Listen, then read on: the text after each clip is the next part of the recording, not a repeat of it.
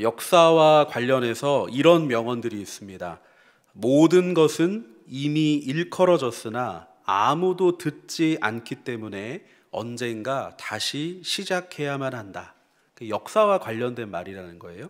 무슨 말일까? 이거는 프랑스의 소설가 앙드레 지드가 한 말입니다.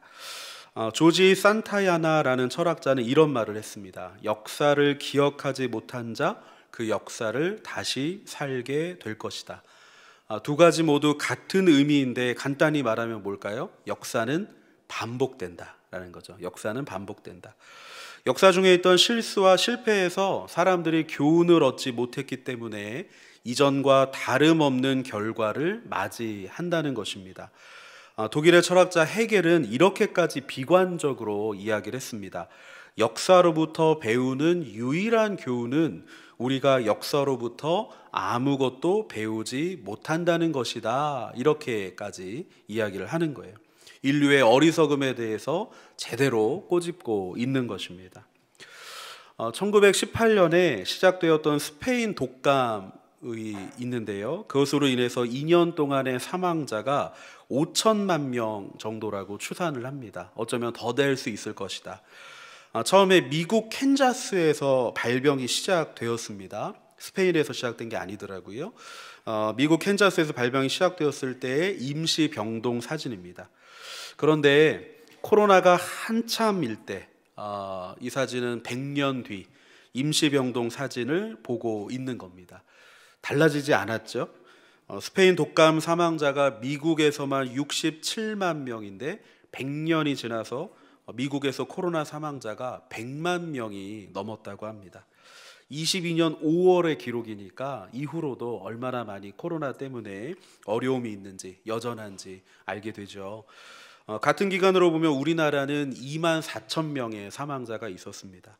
그러니까 미국이라는 나라가 선진국이지만 방역을 좀 철저히 하고 타인을 위해서 거리 두기를 하면서 개인의 자유를 좀 스스로 억제한다면 100년 전의 그 역사에서 교훈을 얻었다면 이렇게까지 처참한 역사의 반복이 있지는 않았을 겁니다.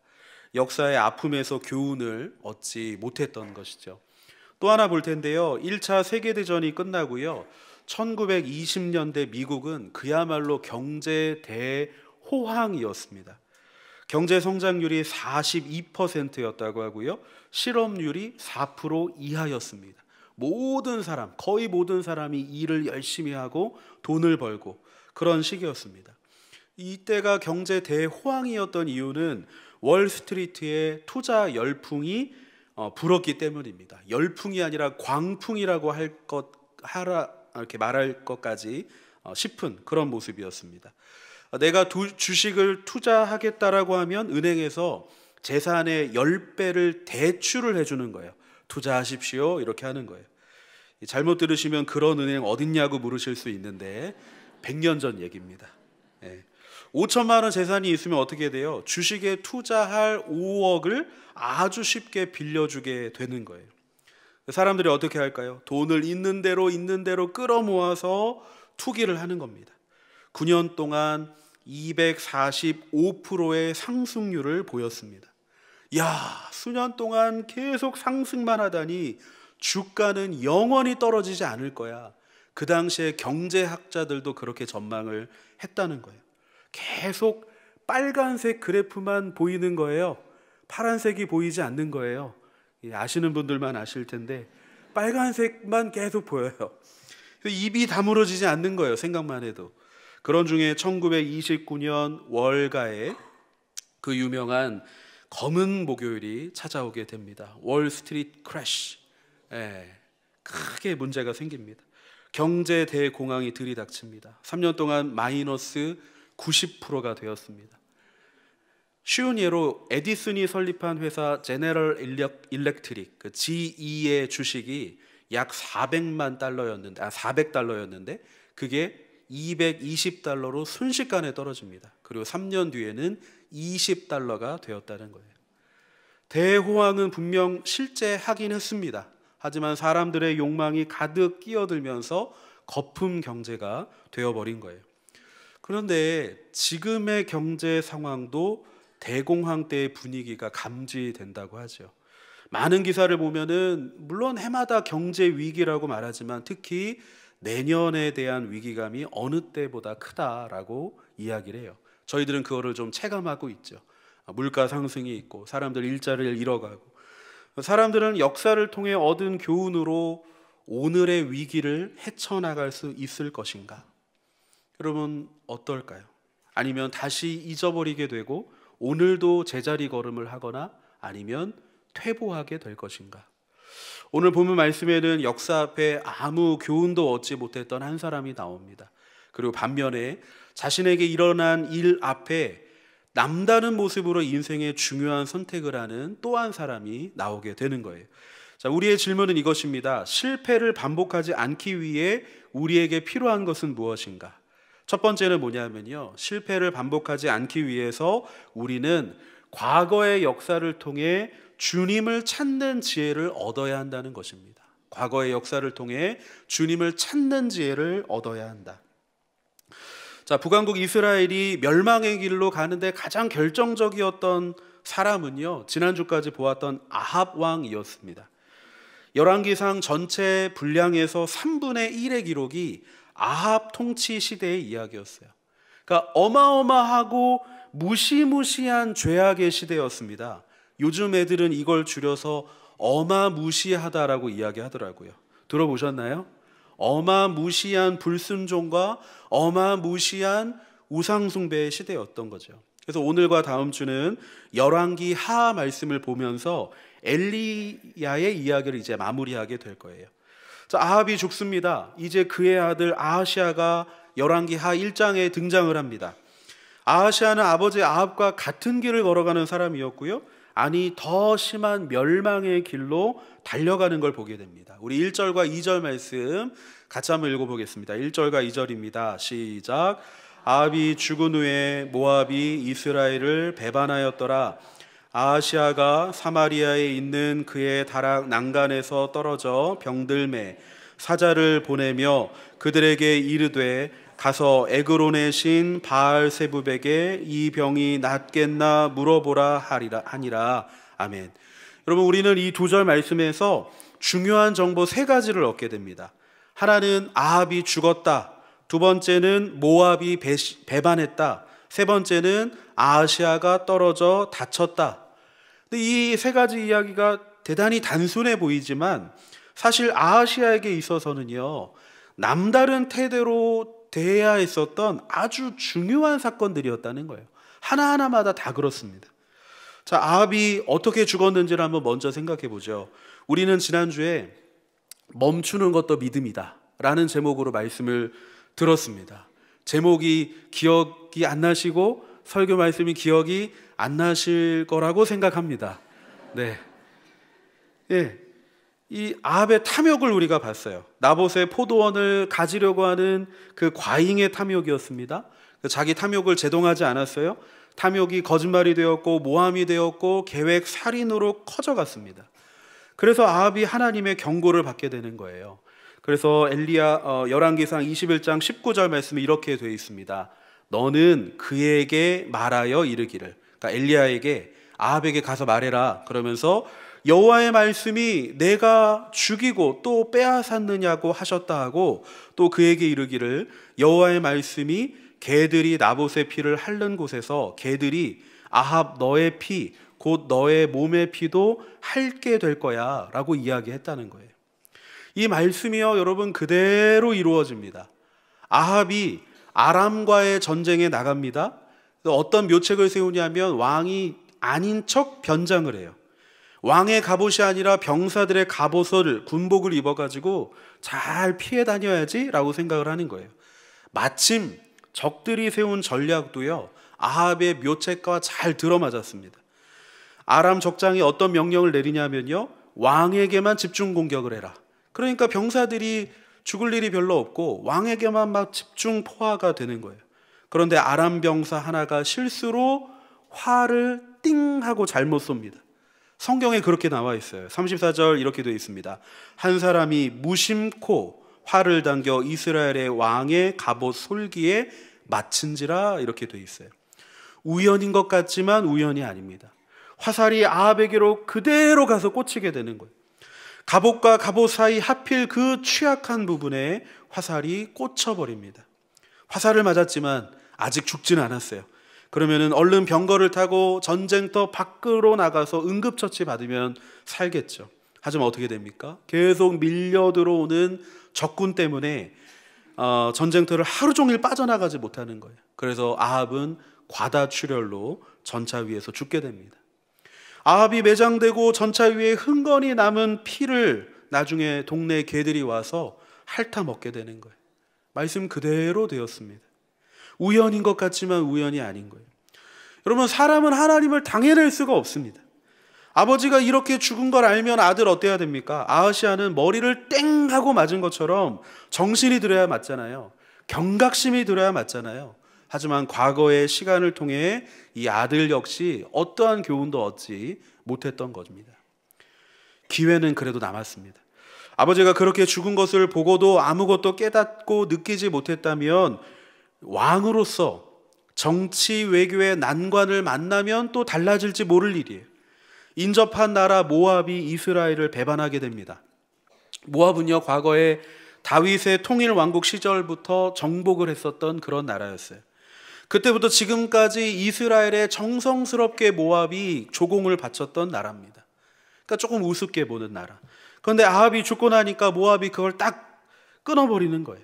100년 넘게 조공을 바치던 나라가 갑자기 달라지면 무슨 생각해야 되나요? 이게 무슨 일이지? 하면서 무엇의 원인이 있는가 골똘히 반성하고 생각해야 되죠. 근데 내가 지금 왕으로서 지혜가 필요하구나, 하나님의 도움이 필요하니 선지자의 말을 들어야 되겠구나, 돌이켜야 하는데 아하시아가 그러지 않는 겁니다. 지금 일어나고 있는 이 사건을 통해서 또 교훈을 얻지 못했던 거예요. 이제 하나 더 남았습니다. 자, 기회는 아직 남았어요. 아하시아가 이제 직접적인 고난을 얻게 된 거예요. 다락 난간에서요 떨어지게 됩니다. 얼마나 크게 다쳤는지 꼼짝도 못하게 된 거예요. 아버지가 그렇게 되어도 정신 못 차릴 수 있겠고요, 왕으로서 하는 일이 잘 안 되어도 그럴 수 있겠어요. 그래도 자기 몸을 다치면은 어떤 생각이 들까요? 아이고 나 죽겠네. 하나님을 찾고 하나님에게 도움을 구하고 이 어려움에서 빠져나갈 지혜를 구할 법도 한데 아하시아는 하여튼 심각한 거예요. 여러분, 신앙이 든든한 사람도요, 내가 다치면은 그런 생각을 하시는 분들도 계시더라고요. 내가 뭐 잘못했나? 근데 여러분, 그런 생각 하지 마세요. 그러실 필요 없습니다. 그런데 이 사람은 달라요. 아하시아는 하나님의 경고조로 분명히 네가 돌이켜야 될 일로 받았던 경고였어요. 2장 하반절에 이렇게 되어 있습니다. 같이 읽겠습니다. 시작. 그들에게 이르되 가서 에그론의 신 바알세붑에게 이 병이 낫겠나 물어보라 하니라. 아멘. 아하시아가 어떻게 하나요? 바알세붑, 이 뜻이 뭐냐면 날벌레의 주인이란 뜻이에요. 그러니까 다른 말로 하면 파리의 신, 파리 대왕, 이런 뜻입니다. 기가 찬 일 아니에요? 하나님을 믿는, 그래도 하나님을 믿는 이스라엘인데 그 나라의 왕이 하나님이 아니라 끝까지 이방 잡신, 벌레 귀신을 지금 붙들고 있는 거예요. 하나님이 하도 답답해가지고 엘리야에게 전하라고 하신 말씀이 있습니다. 우리 3절 하반절 우리 같이 한번 읽겠습니다. 시작. 이스라엘에 하나님이 없어서 너희가 에그론의 신 바알세붑에게 물으러 가느냐? 아멘. 이스라엘에 하나님이 없더냐? 묻는 거예요. 얼마나 눈이 가려워져 있는지 자기 앞에 펼쳐지는 일들을 알아차리지 못하는 겁니다. 세 가지 모두 하나님이 개입하셔야 될 일이죠. 이 모든 일은 하나님이 함께 하셔야 해결될 일입니다. 선대왕의 황망한 죽음으로 하나님께 얻어야 할 지혜가 있는 거고요, 외교가 어그러지고 재차 위협거리가 된 이웃나라 때문에 구해야 될 지혜가 있는 거고요, 육체의 어려움을 만났을 때 하나님께 얻어야 될 회복의 은혜가 있는 것인데 그 수많은 일 앞에서 그는 아무것도 하지 않았습니다. 아니, 하나님을 가까이 해야 될 일이었는데 이방신 잡신을 가까이 하고 하나님을 더 멀리하는 모습이었던 거예요. 사랑하는 여러분, 우리 앞에 펼쳐지는 많은 일들 속에서 우리에게는 하나님을 찾는 지혜가 필요하다는 것입니다. 하나님의 백성에게는요, 큰 일이든 작은 일이든 그 속에서 하나님을 찾고 하나님과의 교통을 통해서 지혜를 얻어야 하는 것이죠. 하나님의 백성들은 역사에서 교훈을 얻어서 지혜의 주님을 찾습니다. 또한 역사처럼 큰 일이 아니더라도 가벼운 일상 속에서도 하나님을 찾는 게 하나님 백성의 모습이라는 것입니다. 어떤 일을 만나도 그것 때문에 하나님과 소통하고, 어떤 일을 만나도 그것 때문에 하나님과 교제하는 시간을 갖는 거예요. 우리가 큐티를 하고 말씀을 읽고 지구촌 공동체 성경 읽기를 하고 하나님 앞에 기도하는 이유가 그것이죠. 우리 가까이에 하나님이 계십니다. 여러분 믿으십니까? 하나님 가까이 계세요. 가까이에서 우리에게 말씀하시고 우리의 기도를 들으시는 그분이 나의 모든 삶에 들어와 계시는 거예요. 그런데 우리의 문제가 뭔가요? 자꾸만 다른 것에서 답을 찾으려고 해요. 역사의 주인이 하나님이시고 내 삶의 주인이 하나님이신데 그분 앞에서 지혜를 얻는 것이 아니라 아무 쓸데없는 것을 찾고 사람의 방법을 찾고 아무 지혜도 얻지 못하는 어리석음이 우리에게 때때로 모습 가운데 있는 거예요. 여러분, 저는 모태신앙입니다. 모태신앙이 뜨뜻미지근한 게 있잖아요. 다 그런 건 아니겠지만 저는 그냥 일반적인 모태신앙의 모습이었어요. 저는 척척 박사였습니다. 왜 척척 박사일까요? 아는 척, 믿는 척, 기도하는 척, 신실한 척, 은혜 받은 척, 얼마나 척척 박사였는지 몰라요. 어릴 때부터 연기가 보통이 아니었습니다. 종교적인 분위기가 저한테 너무 익숙한 거예요. 그래서 초등학교 때든 그 이후로든 주여 이렇게 외치라고 하면요, 마음이 잘 담기지 않고 이렇게 낯부끄러운 그런 느낌이 들었어요. 근데 짧은 인생 살아가면서 이제 저의 삶에 많은 일들이 그 삶의 타임라인에 기록이 되기 시작합니다. 위기도 있었고요, 절망도 있었고요. 우리 시니어 가족들 다 그러시죠. 저하고는 비교할 수 없는 많은 그런 삶의 타임라인의 사건들이 있으시죠. 눈물도 있고 후회도 있고 실패도 있고 때로 가식도 있고 간절함도 있고 상처도 생기더라는 거죠. 그 모든 것에 이제 어떤 것이 더해지게 되는 건가요? 하나님 앞에 갖게 되는 이 죄인된 부끄러움이 생기는 거예요. 그러더니 어떤 마음이 듭니까? 이런 나를 얼마나 사랑하시는지 깊은 차원의 감사가 생기고 구원의 은혜가 그토록 감격이 되고 이제 하나님께 기도하는 것, 말씀을 듣는 것이 즐거워지게 되는 거예요. 하나님 앞에 그러면서 나의 한계도 인정하게 됩니다. 내 힘으로는 안 된다는 무력감도 인정하게 됩니다. 그러면서 계속해서 만나게 되는, 예수를 믿게 되어도 그 은혜의 감격이 있어도 인생이 하도 연약한 인생이기에 만나게 되는 큰 일들, 작은 일들, 그 일들을 만나면 하나님의 은혜 없이는 안 되겠는 거예요. 많은 그 사소한 일도 하나님을 의지하지 않고는 안 되겠는 거예요. 그렇게 점점 자주 항상 하나님을 찾게 되는 삶으로 나아가게 되는 것입니다. 이제 어리석고 싶지 않아서 하나님의 지혜를 구하고 실패하고 싶지 않아서 하나님을 붙들고 의지하고 살아가게 되는 거예요. 사랑하는 여러분, 그럴 때 우리는 실패를 반복하지 않을 것입니다. 어떤 의미에서는 하나님 안에 실패는 없어요. 나의 실패가 때로는 하나님의 승리라는 것을 확인하기도 하는 게 하나님 백성들의 모습이라는 것입니다. 이스라엘의 하나님이 없더냐? 왜 없겠습니까, 여러분? 사랑하는 여러분, 우리 가까이에 계신 하나님을 찾으며 그분의 지혜를 구하며 여러분의 삶에 있는 많은 일들 가운데, 크고 작은 일들 가운데, 사소한 일 가운데서도 하나님의 지혜를 구하고 거기서 하나님의 인도하심을 받을 수 있는 그런 모든 삶, 인생의 축복이 그것이라는 것을 기억하시기를 주님의 이름으로 축복합니다. 자, 두 번째입니다. 실패를 반복하지 않기 위해 우리에게 필요한 것 두 번째 어떤 것이냐? 실패를 하지 않기 위해서는 우리는 말씀이신 하나님 앞에 겸손히 머물러야 한다는 것입니다. 말씀이신 하나님 앞에 겸손히 머무릅니다. 자, 어떤 사건이 이런 메시지를 주냐면요, 아하시아가 끝까지 하나님께 맞서기 시작합니다. 엘리야가 아하시아에게 가서 하나님의 경고를 전했어요. 누워있는 그 침상에서 너는 죽게 될 거야 라는 경고를 듣습니다. 아하시아가 화나요. 그래서 침상에 누운 채로 막 발버둥을 치면서 엘리야를 잡으려고 군대를 보냅니다. 3번에 걸쳐서 50부장, 50부장은 50명의 군대를 관장하는 중대장, 소대장 이런 모습이에요. 군대 지휘관입니다. 자, 산에 있는 엘리야를 잡으려고 내려와라 라고 가서 말을 하게 되는데 하나님께서 그때마다 엘리야를 보호하시는 거예요. 우리 10절 말씀 같이 한번 읽어보도록 하겠습니다. 10절입니다. 시작.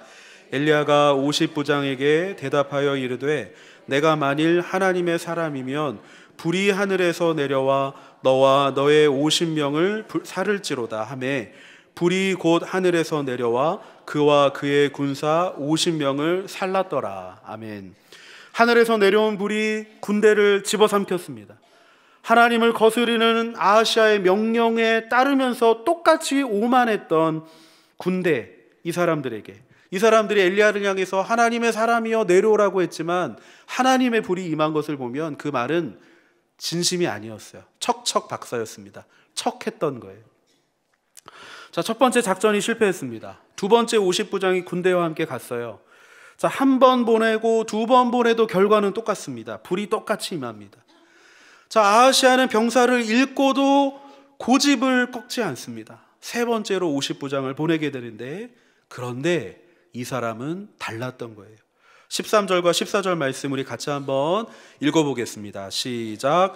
왕이 세 번째 50부장과 그의 군사 50명을 보낸지라 셋째 50부장이 올라가서 엘리야 앞에 이르러 그의 무릎을 꿇어 엎드려 간구하여 이르되 하나님의 사람이여 원하건대 나의 생명과 당신의 종인 이 50명의 생명을 당신은 귀히 보소서. 불이 하늘에서 내려와 전번에 50부장 둘과 그의 군사 50명을 살랐거니와 나의 생명을 당신은 귀히 보소서 하매. 아멘. 이 사람은 역사를 알았어요. 내 앞에 일어난 일을 보고 교훈을 얻었습니다. 그래서 하나님의 사람이여 똑같이 부르는 것 같지만 앞에 뭐가 있었어요? 그의 무릎을 꿇어 엎드려 간구하여 이르되 라고 이야기합니다. 두 사람과 달랐습니다. 그는 엘리야 귀에 계신 하나님 앞에 무릎을 꿇었던 거예요. 얼마나 겸손히 하나님 앞에 나아가는지 모릅니다. 이 사람은 하나님을 두려워할 줄 아는 사람이었어요. 이 사람은 하나님 앞에 군대가 아무 소용이 없다는 것을 알았습니다. 다른 태도를 보이는 이 세 번째 50부장은 원하건대 나의 생명과 당신의 종인 아하시아의 종이 아니라 당신의 종인 이 50명의 생명을 귀히 봐달라고 요청을 하는 거예요. 다른 성경을 보면 제발 우리를 불쌍히 여겨달라라고 이야기하는 거예요. 그제서야 하나님이 엘리야에게 말씀합니다. 15절에 이렇게 되어 있습니다. 여호와의 사자가 엘리야에게 이르되 너는 그를 두려워하지 말고 함께 내려가라 하신지라. 여러분, 세 번째 50부장은요 자기 앞에 벌어지는 일을 보고 그 속에서 하나님을 발견했습니다. 내가 지금 누구 앞에 무릎을 꿇어야 하는가? 누구의 말에 순종해야 하는가? 그는 하나님 앞에 겸손히 나아갔고요 중요한 결단을 내렸습니다. 아하시아처럼 눈을 감고 하나님을 거절한 것이 아니라 눈을 뜨고 영적인 눈으로 하나님을 바라보면서 세상의 흐름과 다른 길을 가기로 결정했던 거였습니다. 그는 누가 세상의 주인인지 알았고요 그분 앞에 겸손히 엎드렸습니다. 이 결정 하나로 그와 함께한 50명의 부하들 역시 생명을 건지는 하나님의 은혜를 만났다는 것입니다. 하나님의 거룩하심과 존귀하심을 그가 느꼈습니다. 나름대로 군대의 지휘관인데 자존심을 세울 법 하잖아요. 그런데 그러지 않았어요. 단순히 선지자 앞에 무릎을 꿇는 것이 아니라 생명의 하나님께 엎드렸던 것입니다. 여러분, 우리 그럴 때가 있지 않나요? 어떤 거냐면 내 안에 말씀이 충만하고 은혜가 충만해서 내가 사람을 대하는 것인데 마치 하나님을 대하는 것처럼 마음가짐이 되는 거예요. 어떤 모습인가요? 사랑의 마음으로 내가 이 사람 섬기겠다는 마음이 내 안에 막 갑자기 충만하게 생겨요. 이 사람 귀히 여겨야 됐다는 마음으로 그를 대하는 거예요. 이거는 나름의 결단입니다. 다짐입니다. 사람이 사람을 그렇게 대하는 것은 쉬운 일이 아닙니다. 하나님의 뜻인 줄 아니까 이 사람을 더 사랑하고 섬기겠다고 하는 다짐인 거예요. 내 태도를 다르게 하겠다는 겁니다. 그게 때로는 내 남편, 내 아내 때로 미운데 하나님 주신 마음이 내 안에 있어서 이 사람을 대하는 내 마음가짐이 달라지는 거예요. 하나님을 대하는 것처럼 대하려고 결단하는 거예요. 인간적인 마음으로 대해보니 마음만 상하더라, 관계만 나빠지더라, 이런 마음이 드니까 내 마음에 하나님의 영이 충만할 때 그때 하나님을 대하는 것처럼 내 주변의 사람들을 대하게 되는 거예요. 남편에게, 아내에게, 때로는 자녀에게, 때로는 목장 식구에게, 때로는 밖에 다니는 내가 모르는 그 누군가에게, 자주 보는 이웃에게 내가 충만하고 내가 은혜를 깨닫게 되면 대하는 태도가 달라지더라는 것입니다. 함부로 하거나 쉽게 대할 수가 없는 거예요. 지금 50부장이 그렇습니다. 조금 전까지는 엘리야는 잡아야 할 죄인이었어요. 군대 명령 따라야 되잖아요. 하지만 하늘의 거룩한 불을 보고 그에게 생각의 변화가 생겼습니다. 이 사람은 무서워서가 아니라 하나님의 커다란 권위 앞에 엎드리는 것이 맞다고 생각했어요. 사람 앞에 엎드린 모양새지만 사실은 하나님의 말씀 앞에 순복했던 것입니다. 말씀 앞에 겸손하게 나아가는 겁니다. 하나님의 말씀이라면 내 주장이 들어가게 되어 우리 속에 순종이 나옵니다. 능력의 하나님을 알게 되고 생명의 하나님을 알게 되니 그분 앞에 자기 생명을 걸고 엎드렸다는 거예요. 그러니 불쌍히 여겨달라고 말할 수 있었던 것입니다. 겸손히 엎드리는 사람은 은혜를 만날 줄 안다는 것입니다. 여러분 믿으십니까? 내 생명이 하나님께 있고 나를 도우실 능력이 하나님께 있음을 아는 사람은 하나님의 역사를, 하나님의 생명을, 구원을, 놀라운 능력을 만나게 될 줄 믿으시기를 축복합니다. 사랑하는 여러분, 우리는요 이제 말씀을 정리하겠습니다. 하나님 앞에, 또 하나님의 말씀 앞에 여러분 겸손히 행하는 모습이신가요?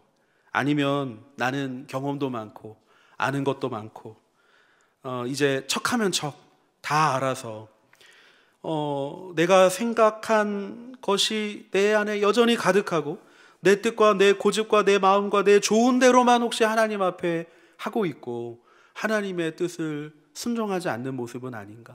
겸손히 나아가기보다는 나의 의와 나의 생각이 더 높은 것은 아닌가? 여러분, 제가 신방을 다니다 보면요, 뭐 시니어뿐만 아니라 이전부터도 신방을 다니면은 저는 이제 성도님들과 대화를 먼저 하잖아요. 예배가 우선이 아니라 물론 예배 중요하지만 대화를 나누면서 그것을 말씀에 녹여서 이제 전하고 싶은 게 교육자의 이제 마음인 겁니다. 그래서 우리 시니어들 신방한다 그러면 듣고 싶어요. 어떤 삶을 사셨는지 듣고 싶고 어떻게 일해 오셨는지도, 예전에 어떤 활동이 있으셨는지도 듣고 싶어요. 그래서 이제 이야기를 듣다 보면은 그러셨어요 라고 하는 여러 삶의 모습들이 있습니다. 얼마나 존경스러운 모습으로 살아오셨는지 많은 분들이 그런 말씀도 해주시고 저희도 즐겁게 들어요. 하나도 듣고 싶은 게 있어요. 그게 뭐냐면은 그런 삶에 하나님의 어떤 은혜가 있었는지도 듣고 싶은 거예요.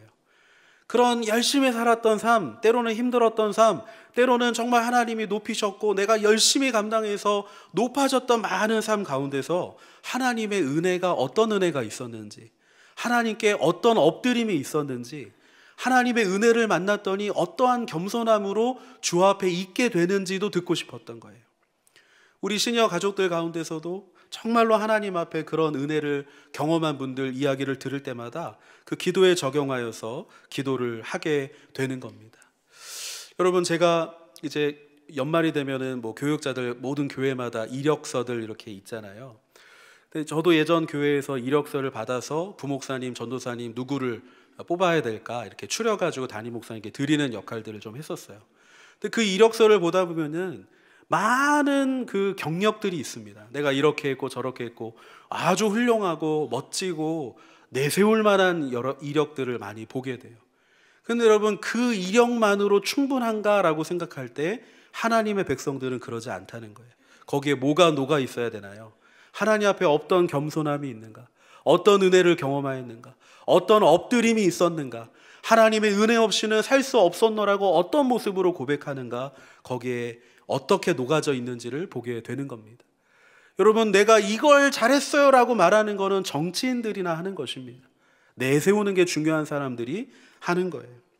우리 이사야 57장 15절 말씀 같이 읽고 하나님이 우리에게 주시고 싶은 것이 무엇인지 생각하면서 우리 기도하고 찬양했으면 좋겠는데요. 우리 같이 한번 읽겠습니다. 시작.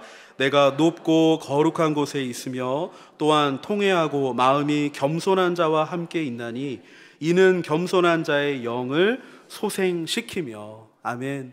겸손한 자에게 하나님이 함께 하십니다. 겸손한 자의 영을 하나님께서 소생시키십니다. 하나님 앞에 겸손한 사람은 생명을 얻는 거예요. 은혜를 입는 것입니다. 50부장과 같이 하나님 앞에 엎드림으로, 겸손함으로 하나님 앞에 또 우리 주변 사람들을 살릴 수 있는 놀라운 하나님의 은혜, 겸손함으로 얻을 수 있고 하나님 앞에 엎드림으로 얻을 수 있는 놀라운 은혜 경험하며 생명 가운데 걸어가실 수 있는 우리 모든 시니어 가족 되시기를 주님의 이름으로 축복합니다. 우리 함께 기도하도록 하겠습니다. 우리 함께 이 시간 간절히 기도할 때 하나님, 내가 하나님 앞에 겸손하기 원합니다. 내가 하나님 앞에 은혜가 필요하고 생명이 필요하고 하나님의 역사가 필요한 자인데 크고 작은 일 가운데서도 하나님께 기도하고 엎드리며 거기서 지혜를 얻고 거기서 은혜를 얻을 수 있는 그런 겸손한 하나님의 백성이 되게 하여 주시옵소서. 내가 살고 내 주변을 살리는 그런 겸손한 자의 모습 하나님이 함께 하시고 겸손한 자의 영을 살리시는 하나님을 경험하는 우리가 되게 하여 주시옵소서. 이 시간에 한 목소리로 기도하도록 하겠습니다. 아버지 하나님, 은혜와 사랑을 감사합니다. 이 시간 주님 앞에 나아가며 하나님의 은혜를 구합니다. 겸손함으로 나아가기를 원합니다. 주님 붙들어 주시고 함께 하시고 하나님의 은혜 가운데 거할 수 있는 우리가 될 수 있도록 함께 하시옵소서. 인도하여 주시옵소서. 주님 함께 하시옵소서. 주님 앞에 겸손함으로 행하는 자가 되기를 원합니다. 함께 하시옵소서. 이 모든 말씀 우리 구주 예수님의 이름으로 기도드립니다. 아멘. 우리 찬양할 텐데요, 가사 생각하면서 우리 주님은 어저께나 오늘이나 우리에게 은혜 주시는 하나님, 겸손히 나아가기 원하면서 우리 1절과 4절만 함께 찬양하겠습니다. 어저께나 오늘이나 어느 때든지 영원토록 변함없는 영원토록 변함없는 거룩한 말씀 믿고 순종하는 이의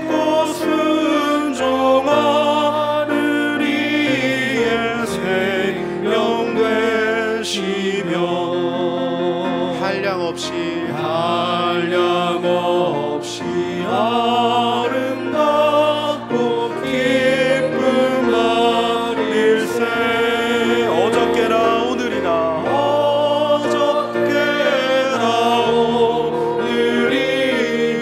영원 무궁히 한결같은 주 예수께 찬양합니다. 세상 지나고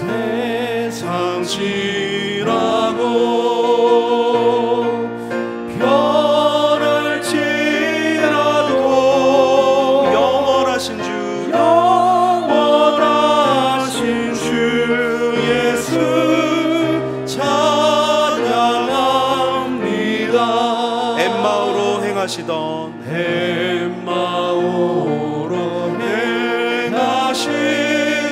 주님 오늘도 한결같이 우리 곁에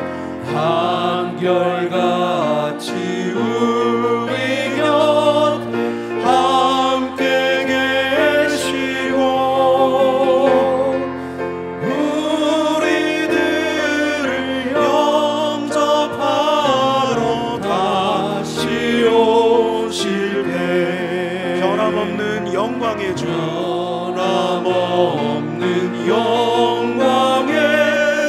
진리되오니 어저께나 오늘이나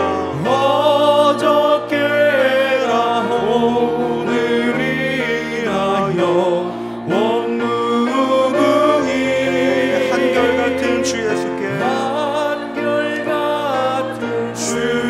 예수께 찬양하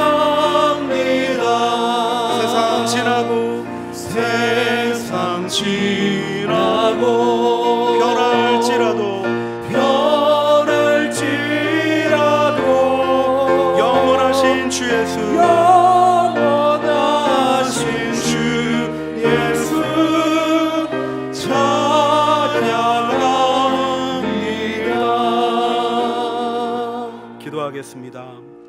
하나님, 어저께나 오늘이나 어느 때든지 큰 일이나 작은 일이나 무슨 일에든지 우리 주님이 영원토록 함께 하시고 우리들에게 우리의 지나온 모든 삶을 통해서 교훈을 주시며 하나님의 지혜를 찾게 하시며 아버지 하나님, 그 지혜로 살아가면서 하나님의 백성다운 모습으로 서가게 하실 것을 믿음의 눈으로 바라봅니다. 주님, 주님 앞에 겸손히 행하는, 주님의 말씀에 순종함으로 나아가는, 그래서 하나님의 은혜를 입을 수 있는 우리 모두가 될 수 있도록 인도하여 주시옵소서. 우리의 생각과 우리의 뜻과 우리의 고집을 하나님의 뜻 안에, 하나님의 말씀 아래, 하나님 앞에 내려놓습니다. 하나님, 50부장 그의 모습처럼 하나님 앞에 그러한 모습으로 나아가며 하나님 앞에 엎드려 경배함으로 하나님 앞에 나아갔던 그의 모습처럼, 또 그의 모습이, 그의 결정이 많은 사람들을 살렸던 것처럼 우리 사랑하는 시니어 가족들 하나님 앞에 엎드리며 겸손함으로 나아갈 때 주의 은혜를 입고 우리 시니어 가족들의 모든 가정 자녀들 또한 그 은혜를 입고 생명을 얻을 수 있도록 인도하여 주시옵소서. 이제는 우리를 구원하신 예수 그리스도의 은혜와 하나님의 크신 사랑과 성령 하나님의 함께하심, 위로교통 충만하심이 오늘 말씀을 주의 말씀으로 받아 겸손함으로 나아가기 원하는 하나님의 모든 백성들 머리 위에 이제부터 영원까지 함께 하시기를 간절히 축원하옵나이다. 아멘.